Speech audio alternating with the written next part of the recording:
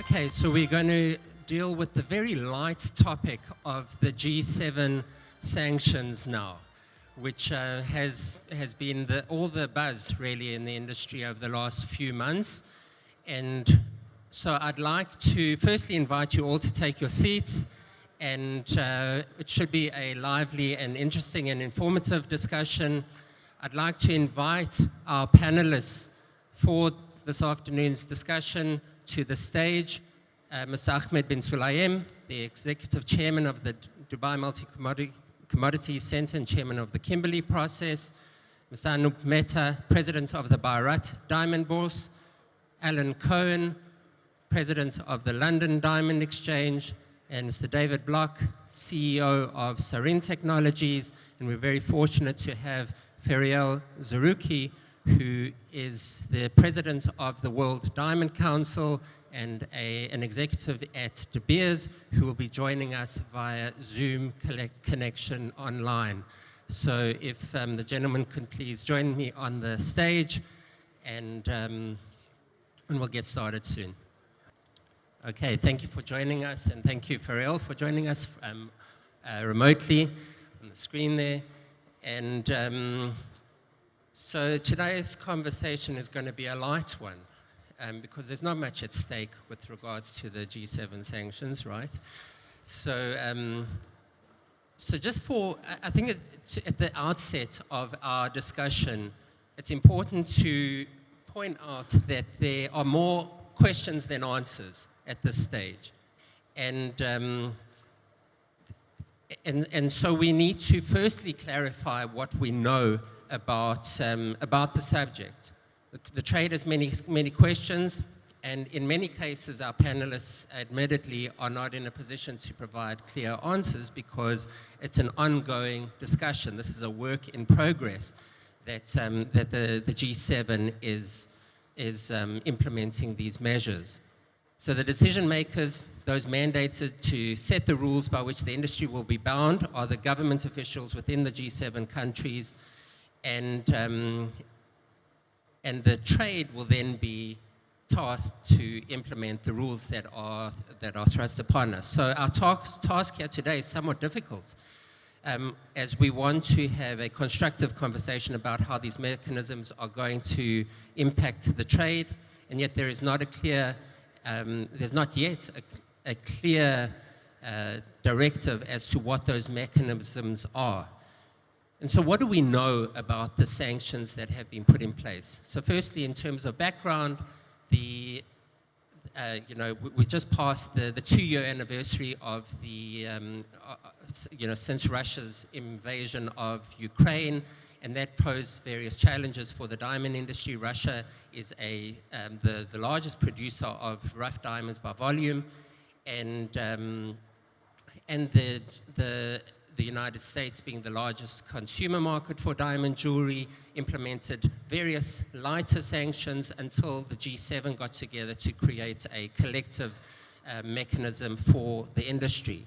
And so on December 6th, that just passed a few months ago, the G7 published a statement stating those nations would introduce import restrictions on non-industrial Russian diamonds from January 1st. That relates to direct imports of diamonds from Russia. And then there are 2 more phases that we are engaged with regard to the implementation. Further, as of March 1st, further restrictions on imports of Russian diamonds processed in third countries would come into effect and have effectively now been implemented. And then a traceability-based verification and certification mechanism for rough diamonds is being planned for use within the G7 countries by September 1st. So you have measures that diamonds produced in Russia and processed elsewhere are subject to sanctions, raising the question, how do you prove the polished diamonds that you are trading and importing came from Russian rough, and presenting a traceability solution as the ultimate answer. And the European Commission has provided some additional details, including the proposal that Antwerp would be a single node hub through which all such diamonds would be verified as being compliant. This past week was significant because it was March 1st when that second phase of sanctions was implemented, and the respective countries issued their own statements as to what would be implemented from March 1st, and they pretty much all are requiring some sort of a self-certification statement, effectively declaring that goods have not been sourced from Russian rough, whether directly or those that have been substantially transformed in a third country. So the industry kind of heard these statements and breathed a collective sigh of relief in a way, because there was some expectation that the traceability element would be implemented immediately, and we know that was never going to be. There was a high expectation. On the other hand, those traceability elements and the idea of a single node through which registration point is still on the table, and the industry is then looking, or the G7 nations are looking forward towards September 1st as the next possible deadline to implement these. And so the statements that we heard last week are a temporary solution, but one which affects the trade. And so to kick off the discussion, I'd like to start with Feriel, who is joining us online remotely. And in your position, Feriel, as the president of the World Diamond Council, excuse me, what guidance would you give to your members with regards to how to approach these interim measures that have taken effect in the past week? Thank you very much, Avi, for having me. I just want to check that everyone can hear me clearly. We can hear you, yeah. Fantastic, and thank you so much for having me in the panel. I just want to salute everyone that is a present in the room and all the captains of industries, and a special thanks goes to the president of the World Federation of Diamond Bourses, Mr. Johan Dvash, for having me here. Avi, I think that the best advice to give is, there's so much miscommunication and misinformation out there that members should stick to the facts. The facts are, we've got the decision of the G7 that was published on the 6th of December. And that essentially basically states that the G7 together have decided on a timeline. First decision they made is that there's a direct ban on all rough coming in from Russia from the 1st of Jan. The second one is that they're going to be expanding these import restrictions. So I don't call them sanctions, I call them import restrictions, to rough and diamond and polished diamonds of 1 carat and up from the 1st of March. And that's what we've seen so far. And then the intention that they've stated is that from the 1st of September, this size range is going to go down to half a carat and up, both rough and polished, that comes indirectly from Russia. So that's fact number one. Now, on the 1st of March, we saw that the different G7 nations started issuing their own guidance. And we need to look at, as global businesses, what runs through all of the different guidance. All the different guidance, whether stated or unstated, require due diligence to make these declarations. In fact, actually, none of them say make a declaration. Only the US and Canada have put forward attestations as businesses to put in to customs. So the US has got a prescribed declaration to use, to put on a letterhead and submit to their customs, and Canada's got a attestation form to fill out, right? So the rest are saying, provide me with evidence, and then they list a non-exhaustive list of evidence to use. But there are some common threads. So as an industry, what I would say is we need to look at the common threads because we're global. Our goods move globally. No one just participates in one part of the supply chain in one country. And so we need to be united and work together to provide each other with the right level of information for the due diligence to enable the different businesses to make these required attestations when importing goods into the G7 countries. The second thing I'd like to state is there's some clear differences between the regulations, the guidelines, sorry, that have been issued. The first one, the most obvious one, is on old stock. Only the UK has actually provided a framework for businesses to actually import stock that was purchased prior to the war or prior to 1st of March, both in rough and polished. We see that guidelines are actually missing from all the other nations within the G7, and that causes a problem. So my advice there to the industry is, if you are impacted by this, I urge you to engage with your government with data from your business on how this could be detrimental to your business. Because as we all know, diamonds are not perishable, right? So there's so much old stock out there, and there are so many businesses that just deal with old stock or need old stock for the survival of their trade. And in addition to that, for those that do both, which is the majority, then it actually devalues your assets if you're not able to move those goods. Because if old stock becomes dead stock, then people are not going to be able to sell those goods, and we could create a two-tier market. So it just becomes quite dangerous. So that's my second piece of advice. The third thing to note is out of all of the G7 countries, only the EU has indicated in their latest guidelines that actually they're going to be bringing in jewelry from the 1st of September that's been processed outside of Russia. So outside of this, I just do see a common thread. What government and not just government, but the G7 together, what they haven't done is provided us with words to use on our invoices so that meet all of their requirements, so that as a supply chain, we can provide each other with the right level of assurances. And I think that's something that we need to look into. Thank you, Ferial. Thanks, you bring up many points, and I'd like to turn to you, Alan, because Ferial mentioned the uniqueness of the UK statement, and you're representative of the London Diamond Exchange, and have engaged with your government on this issue. And so maybe you can explain to us, firstly, what is the UK position in how it's dealing with the grandfathered goods, and then we'll take it forward from there.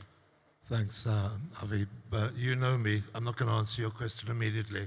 I want to make a point that's really, really important. We're sitting here, and each and every one of us thinks that this is an incredibly big issue that's going to affect our businesses.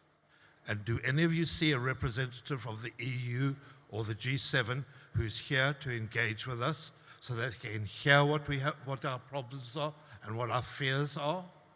And we don't have it. And they've been invited, and we ask, and we try to engage with them, and they don't engage with us. They give lip service that they are talking to the suppliers in Africa, and they are talking to the trade, but I don't see them. So now I can tell you about, I've made that point, I can now tell you about how the UK... For the record, as you mentioned, Alan, we did invite members of the G7 committee to participate in this panel, don't see them. In addition to logistical issues, they did pull out at the last minute. So What your a point surprise. is noted. Sorry, I can't help saying I'm not surprised. Okay. I'll go on. Right, what have the UK done? UK have taken the only sensible route that I can see, which is the restrictions came into place on the 1st of March. If you can give a proof that those diamonds were not in Russia by the 1st of March, i.e. a GIA certificate that says this was 29th of February, because we've got an extra day this year, that was in the GIA and processed, well, that stone no longer needs any other proof. It wasn't in Russia, it didn't transit through Russia, it was not there when the restrictions were put in place.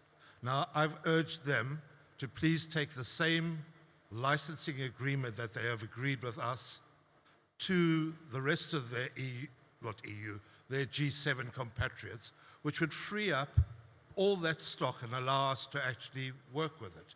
As the current situation goes, I'm free, but I've got nowhere I can send it to, because what the UK accept is not acceptable by anybody else in the G7. So my goods are okay. I can bring them in under that. I can bring in goods from India without any problem whatsoever, as long as they are brought in under a license that these goods were not in Russia at that date. But I can't actually sell it to a Chinese customer or send him to Hong Kong for a show. Or more to the point, to the US, to your US Or definitely not consumers. to the Yeah. US. Right. Because part of the license that brings it in, I say that these diamonds might even be Russian diamonds, but I don't know the origin of the diamonds. Because the burden is on proving that they are not. But I'm released from knowing the origin of the diamonds, and what's accepted is the date of the diamonds when they came into the country. Now, that frees my entire stock going back to 30 years, 40 years, or however long I've been working in the industry, where my unsellable goods, wonderful, okay? They are now, I'm allowed to move them. I don't have a problem with them. Right. I'm interested to hear your, the level of engagement that you, Alan, Sorry, David made an absolute point. Only my certified goods. Okay, I can't. Right. But my uncertified goods, I can prove via invoice if I need to. So I can make that process, and I can sign that affirmation that in actual fact, these goods were not in the UK. But it might mean that if somebody asks me to prove it, I have to go and look through 30 years of invoicing to find where I bought the diamond. But I could still sign that affirmation with knowing that I'm actually not lying on my declaration. Fair enough. Anup, given the vastness of the Indian industry as a manufacturing center, and that the United States in particular is India's largest market, what are the main concerns for the Indian industry, and how do they navigate this environment? So the major exporters at the top end, they should not have too much of a problem. But as you know, at the bottom of the pyramid in India, most of you have visited Surat, you know how much manufacturing goes on at the lower levels. They'll have problems implementing all these things, not only from point of getting the technology, but also because of costs. One thing I must say, that the G7 did engage with India on quite a few occasions, have taken a lot on board of what we did give them, because they wanted to even have a polished node. So they've done away with a polished node, but that's only half. They've kept the main one. India has been requesting that since India polishes 14 out of 15 diamonds in the world, the way they've got a node in Canada, maybe they should have a node in India. We know that they want to do this. I don't know how far we are going to get by just opposing a lot of it. There'll have to be some ways found out. India is very happy with the way US has come out and given paper trails. We feel that's the right way to go to, until you have 100% proven technology. One of the issues that Alan brought up is that anything that's been certified prior to 1st of March doesn't need any other paper trail. But as we all know in the diamond industry, that to polish a stone takes a minimum of 1 month from the time it comes in. Right. So what happened to the rough that came in, say, on the 5th of February and is work in progress?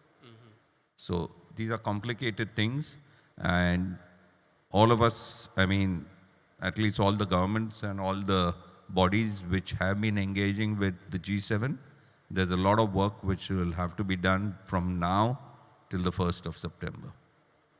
Absolutely. Ahmed, I turn to you, given the current protocol that we're not yet at the stage of providing full traceability. At the moment, we're expected or relying on a statement that it's a non-Russian diamond. So my question to you, wearing your cap as the chairman of the Kimberley process, is can the Kimberley process certificate be used for that purpose? Is that something that is being looked at? Is the KP being engaged with or engaging with the G7 to offer that as a solution for this period of declaring that it's not a non-Russian diamond at the rough stage? I can personally understand their approach if the KP never existed. We have a wealth of data. And I don't want to comment too much on the single note in Belgium, but I do recall a statement from Belgium for the last 2 years, they're not sharing data. So it's kind of like starting from scratch. Everything needs to be vetted, checked, etc. But I'm not going to touch that because it's not a single note system, as you stated. The KP, I met with Peter Kovac in Brussels, and one of the first things I mentioned to him is that they should meet with the KP members, look at the system in place, because none of the Kimberley process members has an issue to ensure Russian diamonds doesn't access the G7 countries. So that's every country's right. The system is there, the data is there, and the invitation is still open. We have the intersessional meetings coming up. They'll save them a lot of time, meeting all of the countries within the KP in one place in Uptown Tower, open it up for a workshop, discussion, and let's find a better way of taking this forward. The other concern is they do know this will take time, and they do know there will be mistakes and adjustments. What I'm not hearing is any kind of sympathy to the African countries who can't afford it. They're already suffering. Sierra Leone is not Norway today. Botswana doesn't need this headache. South Africa, I can't understand how they're not vocal yet, but I assume they will be in due time. And the other part is I do not see any of the big 5 consultants supporting this and saying it does not go against the WTO rules. So I know there's a conflict with Russia. I know all of this, but I don't understand how they can apply it when it's not in line with WTO rules. And I haven't seen Deloitte, PricewaterhouseCoopers, anyone saying this is a doable process. So I don't think it's going to be a smooth transition. But then again, I'd like to help them. They're more than welcome to come to Dubai during our meetings. And I'm happy to invite who else they'd like to see there. I mean, the KP system is connected to Canada, US. We all know the exports, imports from which country. Why disregard that? I hate to make it look like it's to assist one diamond center, but anyone looking at it can only come up to that conclusion. The cutting, the manufacturing is mostly in India. And for the last 50 years, it's moved away from Antwerp. So even if the rough diamonds all go to Antwerp, and let's say there will be cutting, it's going to take years for that to pick up with the automated machines, Synova's sewing machine or 3D cutting machine. I think there should be more consultation with the industry, with the experts, really taking it serious. And about putting a dent, you've seen my write-up on this. Russia produces, what, 30%? The diamonds they're looking to sanction is, what, 10%? Less? At the best case during the market, it wouldn't impact the war for more than a day and a half. So it's really disregarding the African future, and it goes against everything they've claimed. Right, and there is clear concern among those African nations regarding how how it'll affect their business, and part of their concern is that, you know, with more bureaucracy involved, it's almost like it's making the Russian goods more attractive to the non-Russian goods, because they're arguably easier to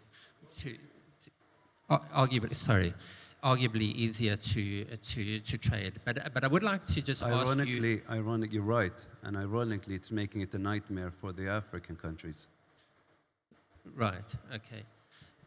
Regarding your point on the WTO, are you engaging with the consulting firms to look into this this potential loophole that the G7 countries are missing? The most I did was talk to the Italian ambassador to the UAE. He knew our views, well briefed, and His Excellency has briefed his superiors back in Italy, in Rome.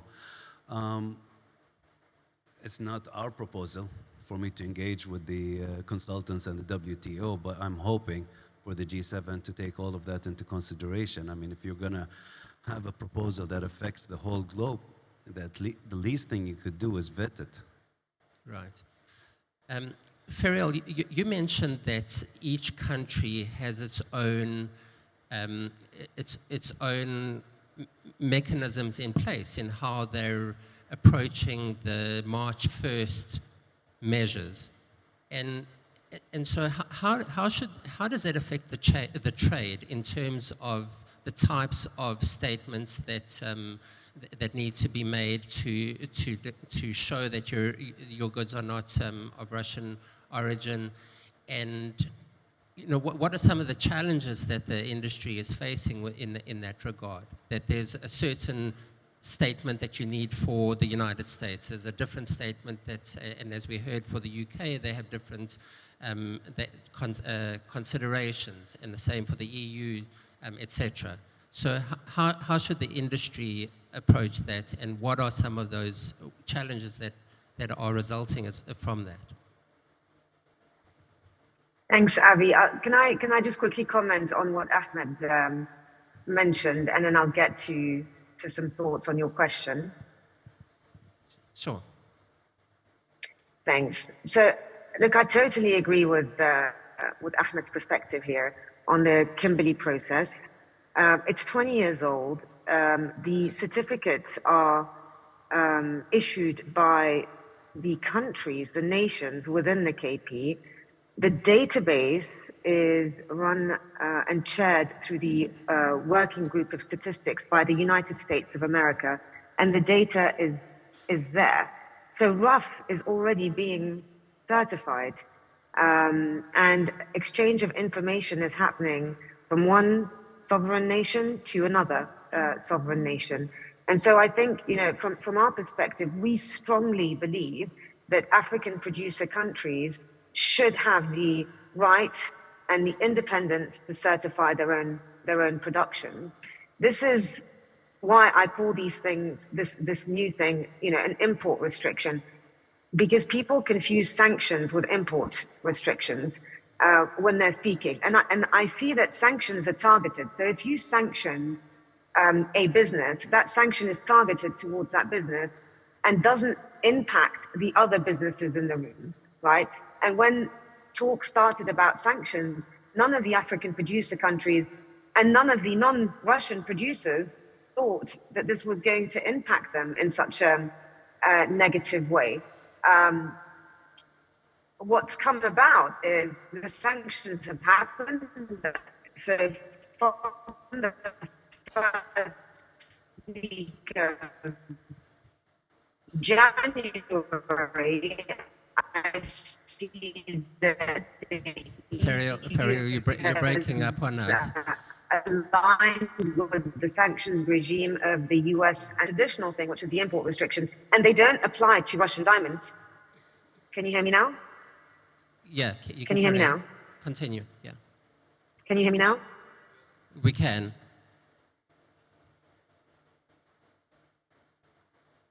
It seems our connection is... So the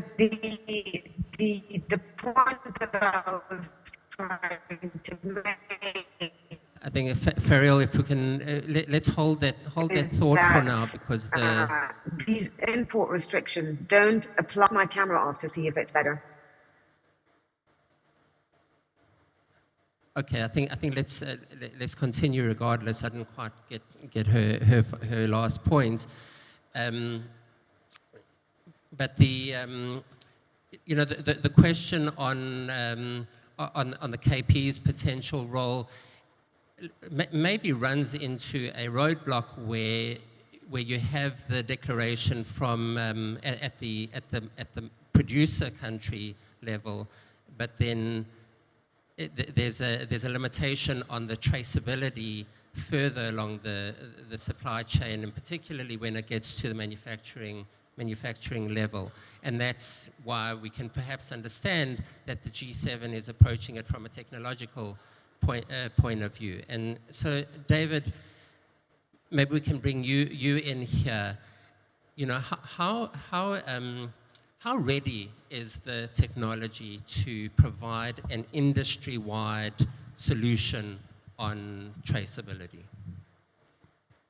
So actually, I get that question probably once a week. So I think I got a good answer. And I think it's quite a big misconception that technology is not ready. Is it ready tomorrow? No, you need time to prepare for any project. But just to give you the background, technologies for traceability, and we're one of several companies that deal with traceability in the diamond industry, actually started in end of 2017, beginning 2018.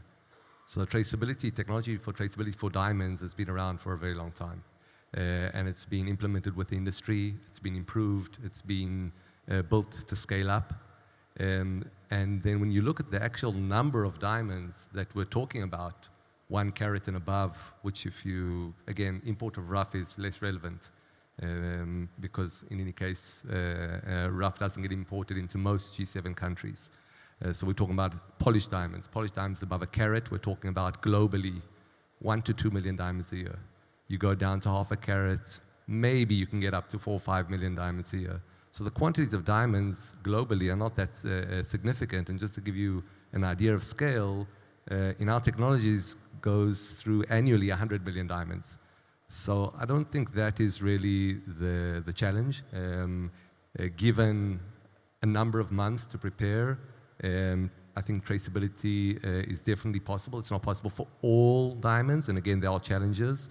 Especially if you look at some of the African countries where it's less organized, alluvial mining, but there are solutions for that as well, having centralized technology at the export offices and places like that. So I think the technology in the end is there to create a much more efficient process. And when I describe what is technology's place within this whole G7 story, it's to enable to achieve the objective that has been set out by government on one hand, but on the other hand, enable an efficient process without disrupting totally the industry, without creating huge overheads on the industry. And that I definitely believe is possible. Well, I mean, among the concerns are the additional costs that implementing the traceability element might bring to the trade, in addition to the efficiencies of the market, creating an extra step in the supply chain, essentially. But put that aside for a moment. In terms of costs, the people I've spoken to within the European Union, argue, given the cost of a diamond, it's the cost of the added cost of bringing in traceability is negligible. So maybe before you answer your question, Avi, I want to tackle that, because that's also a question I get once a week. And I'm not going to go into costs here, but when I reply in detail of what I think the expected cost would be to the industry, people say, that's much, much, much lower than we expected. And just to give an example of the alternative, if you look at added interest costs, interest rates today are very high. Added interest costs, I spoke to one of the site holders just recently, and he calculated what a week would add to his costs. And he was talking about, on an annual basis, about $1 million. Multiply that by, I don't know how many site holders of his size. In other words, the added inefficiency. Just interest, inefficiency of time. forget about travel and transport and so onwards and other factors. So again, I'll be happy to talk with anyone afterwards offline, but I don't think the added costs are significant. Why?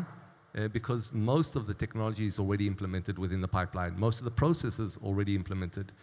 So the added cost I don't think is significant at all, especially looking at an industry level. Forget about looking at it from a government perspective, which the whole diamond industry, I guess, is a small size. But even looking from a diamond industry perspective, I don't think that the added costs of technology are significant at all. Mm-hmm. Okay. Anup, with regard to traceability, and we know the major Indian exporters are so tech savvy. They're really leaders in technology, in adopting technology. So we're not worried about the impact that there is no impact in. They're probably on some sort of a traceability program already. But India has such a vast and diverse industry. When you think of the cottage industry within India, the small traders, the small cutters, how will this affect them? Are they positioned at all to have access to maintain that link in the traceability chain? So I think Sareen has the best experience here when you talk about costs. So Indian manufacturers are very, very sensitive to costs, and nobody knows it better than Sareen. He's got a couple of cases out there where, due to cost, people are using other technology. Right, wrong, time will tell. So it's very easy for the 100 top exporters to be doing this. But let me tell you, those 100 top exporters are not polishing all the diamonds. They are more at the larger stones and the better quality with the better colors. So whatever they get and they can't polish, they then pass it on to either traders or other manufacturers. And there's a lot of aggregation that happens. How far are you going to go? I understand when you have a parcel which is VVS plus and say maybe 4 carat rough and above, and maybe eye color and above. Yes, it may be possible to accurately trace about 70, 80, 90%. But like you said, time consumed, and what happens to the rest of the goods? There are people out there in Dubai and in Antwerp who buy smaller lots from manufacturers or rough sorted, where the manufacturer, before it goes to his factory, sells it to the trader, and the trader is aggregating those parcels. It's not that he buys something today and sells it tomorrow. He might be aggregating it for 3 months or 6 months from different producers from Africa. So how are you going to have all this connected? I mean, we haven't seen it in all probability, and to experience that, you literally have to go through 2 or 3 years of collecting data, and after 3 years being able to say, yes, this stone was scanned on such and such a date, and therefore it's coming from here. But so only time will tell, and we believe that in this market, like he rightfully said, that time is money because of the high interest rates today. So we believe it's going to be very, very difficult to do it with technology. And he said that they trace, 100 million stones. So I don't know with how many machines, and whether all those machines will be able to be sitting in Antwerp. And all of us who have worked in Belgium, we have a lot of them here, they put the pen down at 5 in the evening. Right. But my deeper concern is the... so there might be a backlog, and Indian industry and most of the manufacturing today, the only way we are successful is because of efficiencies. Right. And if somewhere there's an inefficiency, it's going to cost not only a lot of money, but even missed sales. Fair enough. You've seen, everybody saying over here that there are a lot of alternatives to diamonds. absolutely. My deeper concern in India is at the polished stage, though. Whether those smaller traders have access to if I think about that famous road in Surat, in the sense of Surat, that dealers are hustling and bustling and sorting stones, and there's no technology in the picture there. And so how do they maintain the traceability access? So that's one of the reasons when the G7 delegation did come to India, we sent them to that road. And that's what made them realize that let's drop the polished node. But they still have the rough one. Right. I mean, Alan, I feel that there's a similar concern within the dealer market. And particularly, before the whole G7 Russia issue came about, when Seren and others were pushing or talking about traceability and how it can be used as a marketing tool, it absolutely petrified the dealer market. Or, those smaller family, 1, 2, 3 man offices that are trading in stones. And so, is it a big ask for the bulk of that dealer market to adopt technology on this scale? Honestly, I can't answer that. All I can tell you, what we did adopt is we adopted provenance, because provenance was much easier for us to work with. We knew who we were dealing with, how we bought our diamonds, who the people were, and we felt safe about that, and to be able to pass that provenance on to other people. And I'm sure I've used the example to you exactly before, is that if I know who I'm dealing with, okay, it solves 99% of my problems when I'm actually buying goods and how I feel about it. Pol Pot could have bought goods from Canada. It wouldn't have made what does that mean? He has Canadian goods, they are clean, wonderful. Okay, but the provenance is not there for me. Provenance being a know your supplier system rather than a know your diamond, essentially. Absolutely, a KYC system. Right. But please, don't get me wrong. What Seren does, and David knows, I think they're remarkable. I mean, it's a fantastic system. Maybe just to clarify something, and maybe that goes to your point, Anoop. We might be, or we are, a significant player in technology in the diamond industry, but I think any traceability solution needs to encompass all solutions, all technologies, or all the relevant technologies in the market. It's not a single entity that can provide such a solution. And we're already engaging with multiple entities ourselves, and I think that you need to provide a solution-wide, an industry-wide solution rather than specific. So that's just a very important point I want to make out. Right, which in a way is the G7 is it seems is trying to be user-friendly for all service providers, and that would create some sort of a centralized ledger. Or agnostic to technology. Right, so it needs to be a solution that's agnostic to a certain technology as long as it meets a certain standards. Right. Ahmed, I wonder if you want to respond to any of the points made, but in addition to that, the KP is looking at digital solutions in terms of issuing KP certificates. So perhaps you can enlighten us as to what exactly is being planned. Sure. One of the concerns by some who are pushing for the single node and the G7 sanctions with the single node is that the KP is too slow. It needs a full consensus. I'd like to make it clear to everyone, best practice does not need full consensus in the Kimberley process. It will be applied. That's not an issue. And with regards to the KP certificates being digital, I think it's doable. In 2016, the NGOs, the civil society, did not have a common fund to avoid undue influence, if I want to be nice, but as to avoid conflict of interest. And today, things are moving smoothly. A lot changed since then.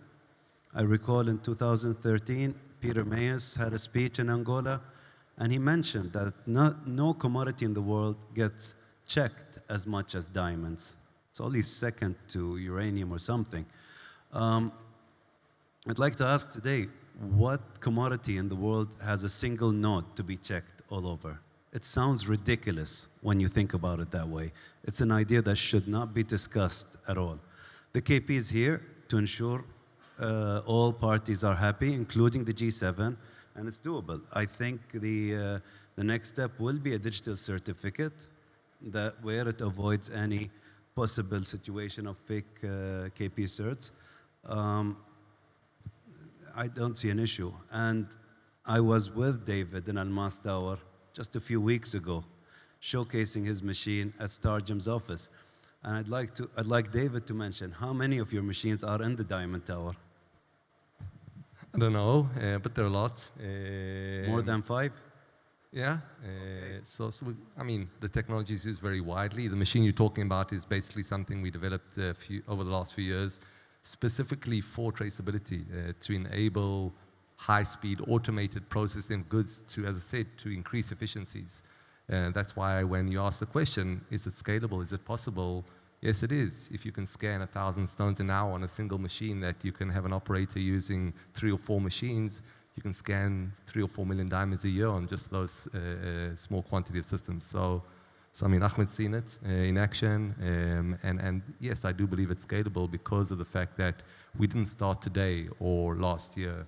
We started many years back developing this as a market need, and I think one of the things that I feel is very important to point out is that this is this worries a lot of people, but I always say never miss a good crisis, and I think that taking this opportunity to talk about the good that diamonds do, the provenance of diamonds, the origin of diamonds, the African countries that do so much good to their communities is a huge opportunity for our industry, and we should see how to embrace it rather than object to it, but do it in a way that meets everyone's needs. Right. Sorry, Alan. Just one word. I think what WFDB have been calling for is not one node. We need multiple nodes.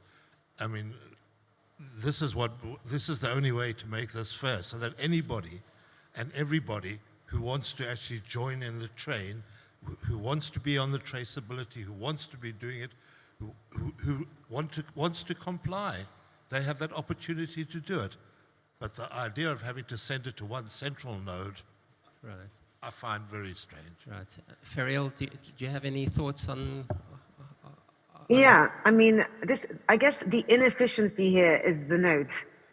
I think we all agree the tech is there, accessibility is an issue, but that is solvable. We all need to work together through the KP, through our partnerships to ensure that tech becomes accessible to those that are naturally just not used to using tech. So from the artisanal miners, maybe through the KP, which I strongly believe in the cottage industry, there's other ways, but it's about accessibility. The inefficiencies that we hear of is this, single rough node that creates a logistical choke point for all of us. There are uncomfortable undertones, and frankly, if we say the tech is there, it meets a specific standard, we're making it accessible, why do we need a node? Why do we need a rough node? And why aren't we just using tech that is of a certain standard to make sure that, diamonds move naturally through the supply chain in a way that creates efficiencies for those that choose to send it either to Antwerp or Dubai or to Israel? It should be a business's decision or a producer country's decision, because everybody needs to develop efficiencies. To Ahmed's point, I have not either seen any other product that's been sanctioned out there that has developed an import restriction that requires all of that product to be funneled in one central node and physically funneled, right? So this is the inefficiency that I think we're all aligned on, unless someone can say no on the panel, they're not aligned. My assumption is we as an industry are aligned on this one specific point. Even traders that are in Antwerp, because you might have an office in Antwerp, but your business is global. So it creates inefficiencies for everybody. So I totally agree with that. The thing that I was trying to say earlier is that we're all good with sanctions and we want to support the G7 objective. What we didn't realize at the time is that actually these are not targeted sanctions towards Russian products. These are import restrictions, right, that target Russian products but apply to all non-Russian products. And that's why it impacts us. And so there's a difference there. But in the way that we speak and the way that I see it being reported, a lot of people just say it's sanctions, and why do you care? Well, because it's not sanctions, it's import restrictions, and it applies to all non-Russian products.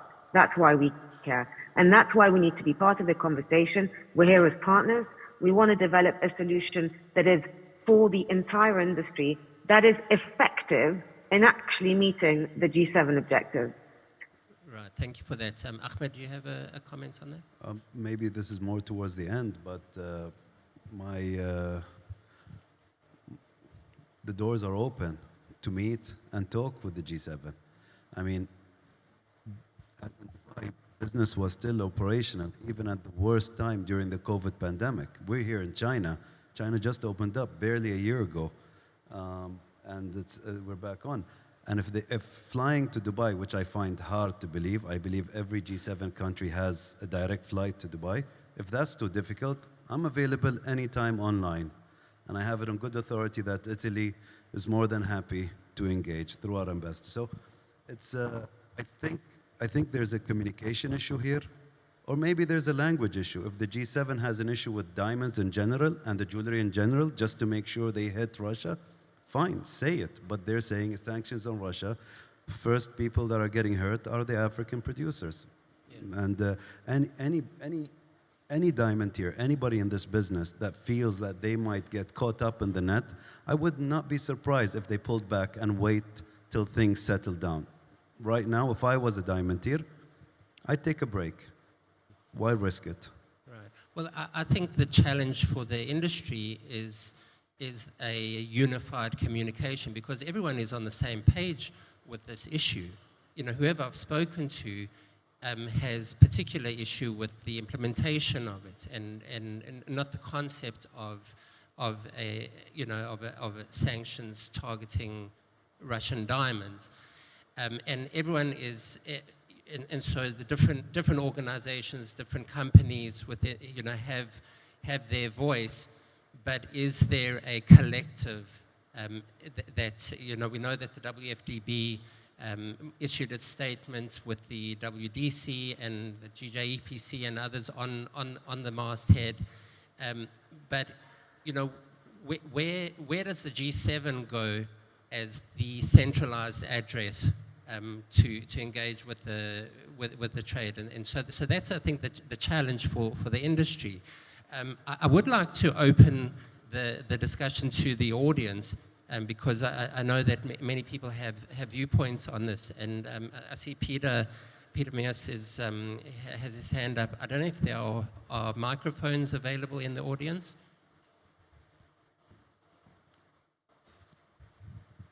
Apologies for that. There you go, Peter. Thank you. Well, I don't want to go into the matter of logistics, and we all know that Sarin has magnificent technology, and traceability is something which is on the table already for 10 years. I just want to underline one thing, and that is that when the G7 promoted this, it referred to this one node as the ethical node. And that's what they want, the ethical node.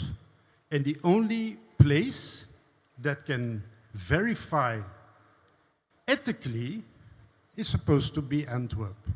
Now, maybe you know that, Evry, but I wonder what kind of skill is required to differentiate ethical from non-ethical, because clearly this is something they can only do in Europe.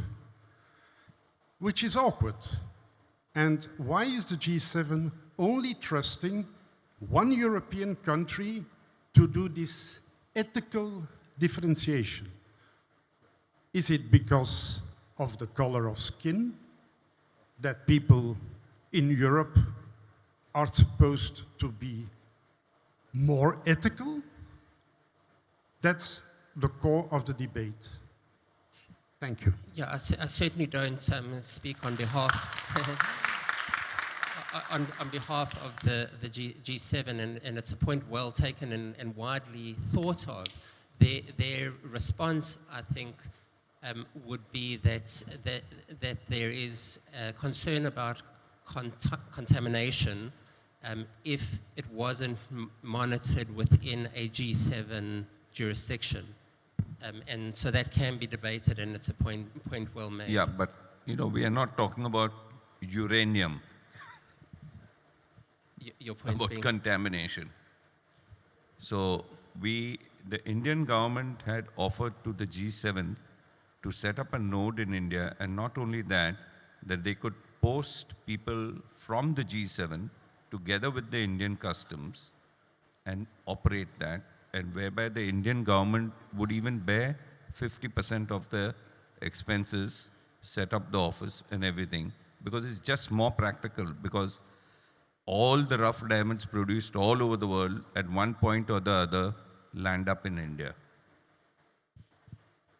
It's not that India wants, we've had some very good discussions with them, but it just came that when it came to a single node, everything just stopped. Conversation stops there. right. So We don't know the reasons, we don't know why, and they say, yes, it is their right to decide what to buy and from whom to buy. Every country has a right to do that, so we don't question that. And it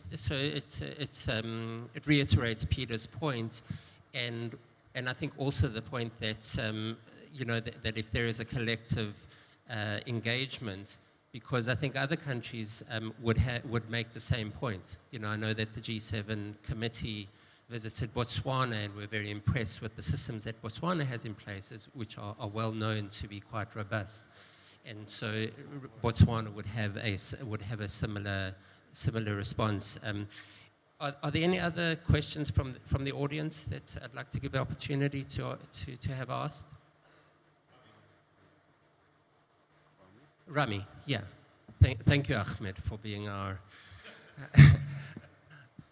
our host. Thank you, Ahmed. Avi, a question was, or a statement was made just a little while ago in relation to the jewelry industry across the board. Do we have a time frame for when they're thinking of actually bringing in the whole jewelry industry into this same protocol?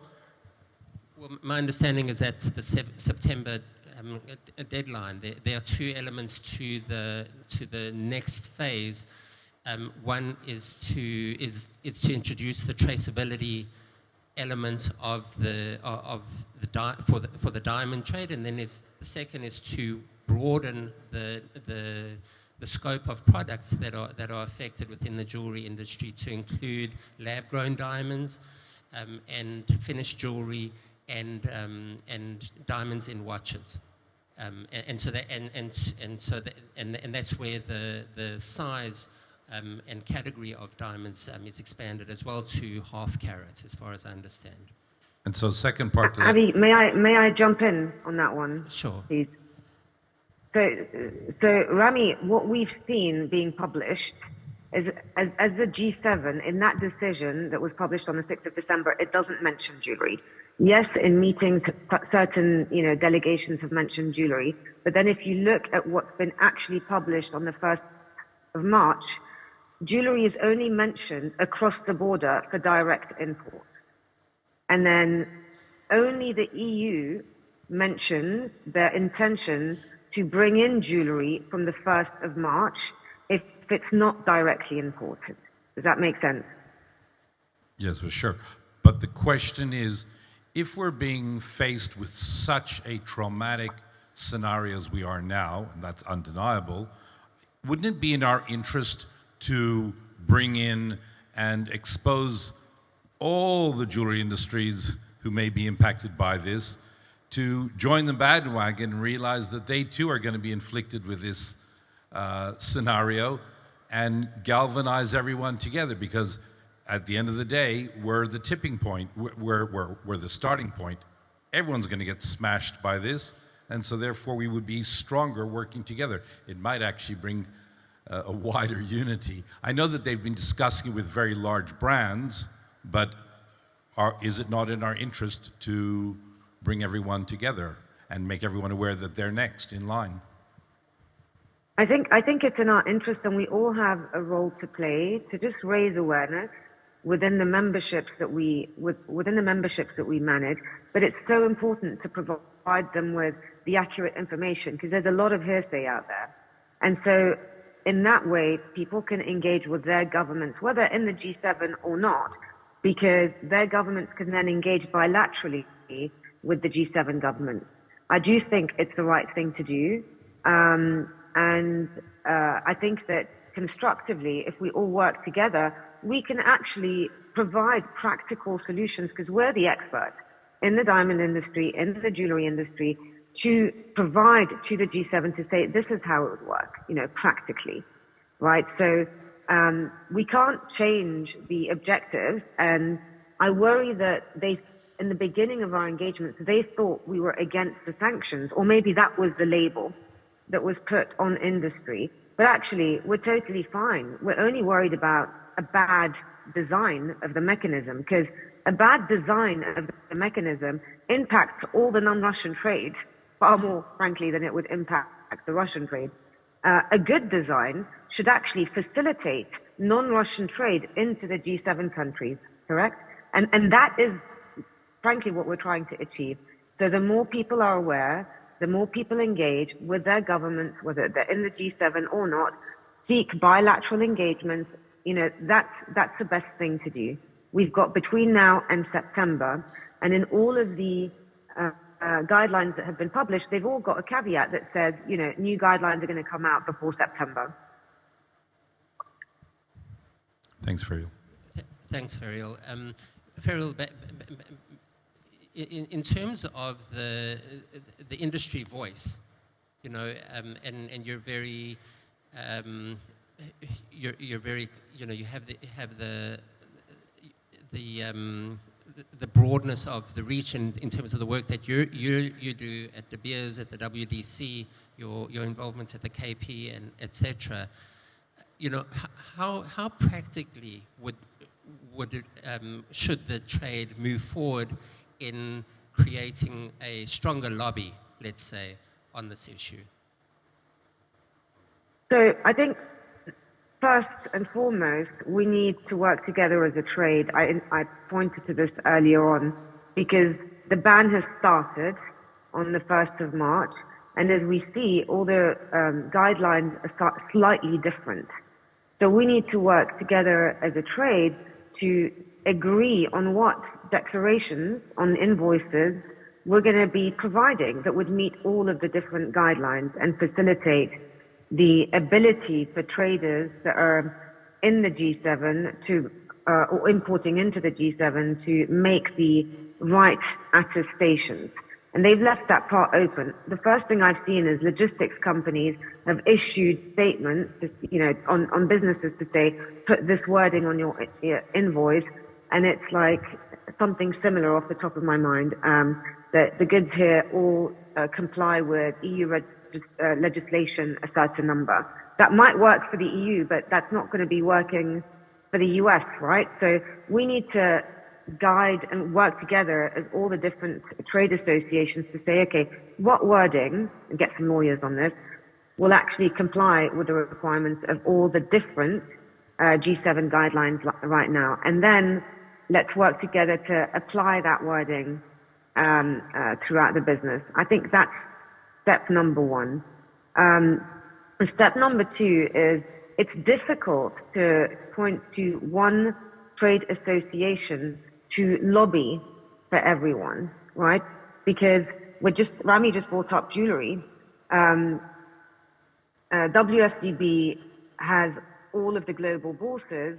We've got some bourses in the WDC, we've got retailers, we've got, a footprint globally, but we only deal with rough diamonds, right? So it's a tough thing to point to one. The only way that we can work together is if we work together and not against each other, where we hear each other out and agree. And the difficult thing is to agree on one position. So we together can call on meetings with the G7 to say WFDB, WDC, GJEPC, etc., want to have a meeting with the G7. And that's the best way to do it. So we all hear the same thing and we raise the same thing.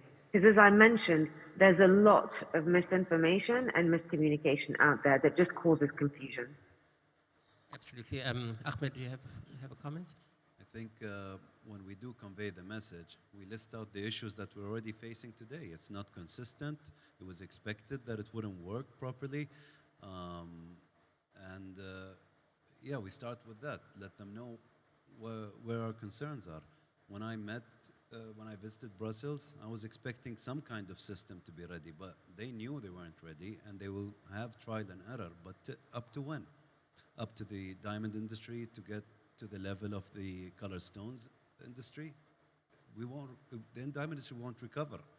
It's already facing challenges. We had a nice presentation by Mahyar trying to convey that lab-grown diamonds is picking up here and there. I mean, it can't afford it. The industry can't afford it. The African producers, the villages around that will be harmed even further. It is urgent, and it's not something that can wait a few months. So I think, from a practical level, there are two takeaways. Primarily from our discussion, there's the immediate concern and how do we approach the measures that have been implemented from March 1st and ease the burden of the trade. And to that, as Ferial mentioned, there is potential to create a standardized wording that would be applicable for all markets in terms of the declaration of one's goods. And then the second issue is for the trade to work and the broader industry. And I think we've mentioned the trade organizations such as the WFDB and the WDC and others, but there's also the private sector and the companies, particularly in the mining sector, and then countries as well. Particularly as mentioned in Africa, that should be engaged as a unified voice in terms of engaging with the G7. Yes, sorry. Right. My name is Bassamian. It's on. In fact, I got some news. First, I speak on my own name, not as a member of one of the boards of Antwerp. For the time being, we got in Antwerp, I've heard since the 1st of March, a lot of trouble at the Diamond Office. We don't know exactly how to do it, what to do it. There is no good explanation about the circumstance. I think, and I completely agree with Feriel, completely agree that we should, I can't be part of it, unfortunately, but you should go and all together and to the G7, explain to the people there that what they want is not possible, is not realistic today. And I think maybe they will understand because already there is quite a big mess in Antwerp. Thank you. Thank you for sharing that. Yoram. Yes, my name is Yoram Vash. Nice to meet you all. So I think about working together, and as you said and Ellen said, this is the most important thing. And in this room, in China, we have 5 organizations. We have, of course, the KP chairman that is with us, World Diamond Council that we work together, day and night, you, me, and Ellen, WhatsApp, emails, blah, blah, blah. We have WFDB, of course. We have IDMA, that is the youngest sister of WFDB, and Ronnie is sitting with you in the board, so you're always together. And we have GJEPC that in the end, Anup is controlling all India, so they are with us. I know you don't like it. But this is the truth. So the biggest 5 organization in the world, except US organization that I'm not very well connected with them, working together with clean heart and coming really without ego. And it's not always easy because we have different thoughts, we're coming from different areas. GJEPC, it's one thing, World Diamond Council is one thing, and KP, but in the end, our nature is working together and we will continue. You saw the letter that we sent, that you support and GJPC and all of us, and we have to send our member to sign on this letter. We have until now something like 800 signature, 1,000, I don't know. Every president should push his member and other organization, and I saw LOD letter that she sent to the member of the World Diamond Council. It's very important, and we have to continue fighting. It's not easy. Thank you very much. Just want to clarify what Yoram said. I don't control India or any of it, but yes, if you all really need to take an example where people work together, then you have to look at India and the organizations. We don't just work for the larger exporters. Our main thing is the smaller people who will find it difficult to implement. And for our industry, that's the future. Majority of our manufacturers and large companies have come from being small ones and being efficient and working together. And that's the reason of the Indian success story. If I may, right here, Moshe Salem, my name is Moshe Salem. I just wanted to add on the American market, because we've been talking a lot about working together and everything. The American market, USJC primarily, United States Jewelry Council, is also in with us. We're also working with them. We're communicating with them. It's a group of about 10 leading organizations in the USA, which is fairly big. They're not speaking in one voice, but little by little, people are coming together and working together. So it is important to note, and back to Rami's point, galvanizing everybody, there is a world effort on working on this together, and has been mentioned by Yoram, led by Yoram leadership and Feriel and all the organization, Ahmad, of course, Anup and everybody over here. The second thing that I wanted to mention, Ahmad mentioned in his talk earlier, the WTO. It's big. There is something that's happening not only to our industry, but it's happening to the consumer, and it's against the consumer interest. I think it's big, and I think in all the points that we're communicating to the G7, this should be one of the key points of the conversation. I think it was properly mentioned, and I don't think it should be something to be ignored. Thank you, Moshe. Alan? You know, I was one of the first, I think, that brought up the question of WTO. On my last interaction with the UK government, we brought it up again and said, what's the situation in WTO? Don't you need a waiver like the KP needs a waiver to operate? And we were told, our lawyers have looked at this, and we think because it's not, as it's a restriction, that there's no need to have a waiver, which I found quite remarkable, because in actual fact, they're admitting it's a restriction, and then they say they don't think they need a waiver, but they were pretty sure they don't need a waiver. So, you know, whoever's going to challenge them on the waiver, it's going to cost money to challenge them. Ahmed, do you have any thoughts on that?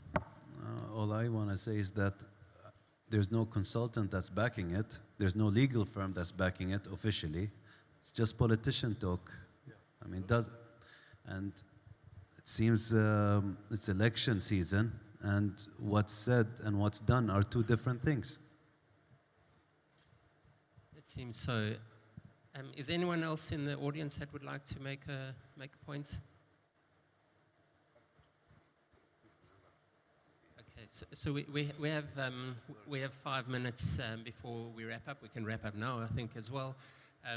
So maybe let's just take a sentence or two to express your deepest concerns on this issue and what you're hoping for in the next 6 months. Anup. So we just hope that the G7 continues to talk and comes to the practical solutions, which a lot of us have said. And India believes strongly that if at all a node has to be placed, it should not be in one. It should be all the African producers should have their own node. If not that, all the rough diamonds land up more or less into India. They can have the node there.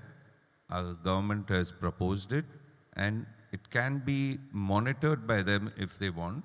They want to have it transparent. And very clearly, India is there. It is a non-aligned country. It supports both sides, even though it may not agree with what's happening. But we are there to support whatever can be implemented properly for our 1 million workers. We don't want them to be affected. So let's see what happens from now to 1st of September. Thank you, Anup. David? So maybe technology isn't a silver bullet, but I think maybe I'll relate to what Peter said. He talked about trust, basically. I think technology is a way of creating trust in addition to processes and people. It's a fast forward in creating that trust when you look at global situation of many different players. And that's why I think technology is placed. And I'll end off by saying that technology is location agnostic. It's not, it can be anywhere. And then it creates information and data that can be monitored, controlled by the governments. And therefore, as I said, it's very location agnostic. Right. Alan, keep it clean. No, I've got no words. We have to work on this, and it's got to be equitable for everybody. So the sanction, if they want to, they put their sanction in, it has to work in the direction that the sanction is aimed at, rather than at the people who are around it. The small people, exactly like Anup says, the bulk of the traders are small outside of the manufacturing and are small players, buying one stone here, selling one stone there. And they add up together to represent a big, large portion of the industry. And they should be allowed to work and buy and sell, and yes, have access to this, to whatever there is to be able to create it. That's all. Right. Thank you. And finally, Ahmed. I recall the statement that they've consulted with the industry. Obviously, to everybody, they have not consulted to experts, to the industry, to the mining. They have not. Botswana is not all of Africa. Sierra Leone, Central African Republic, Angola, Congo. I mean, they have not. And the door is open for them to engage with the Kimberley process. I recall each single one of the G7 has a representation within the KP. All discussions are brought up. And I hear a lot, expanding the definition of conflict diamond, which never brings up the arms industry, if that's my 2 cents. I mean, if you want to expand it, let's talk about the arms industry. All we have is 2 movies, War Dogs and Lord of War. Anyways, that was my 2 cents. The door's open.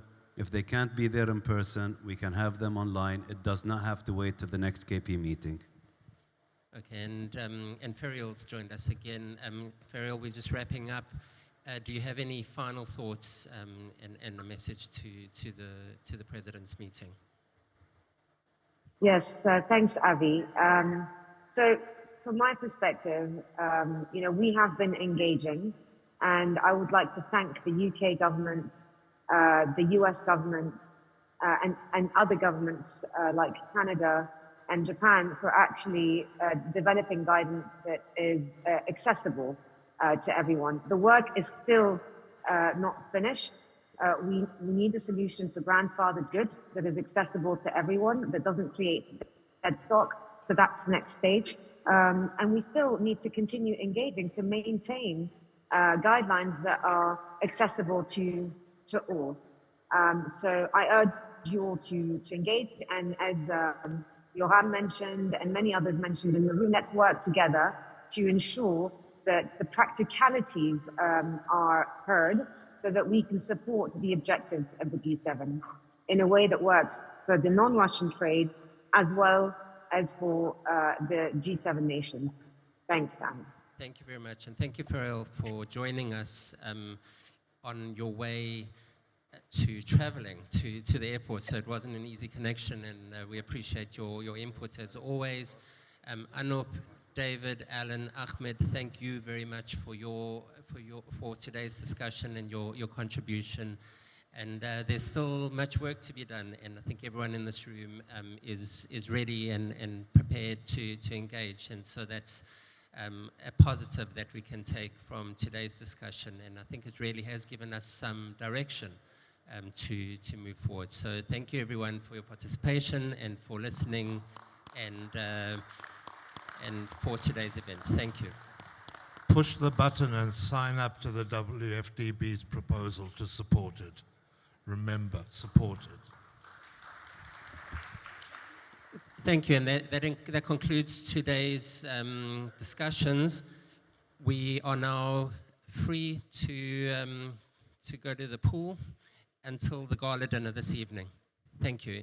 Have a good afternoon.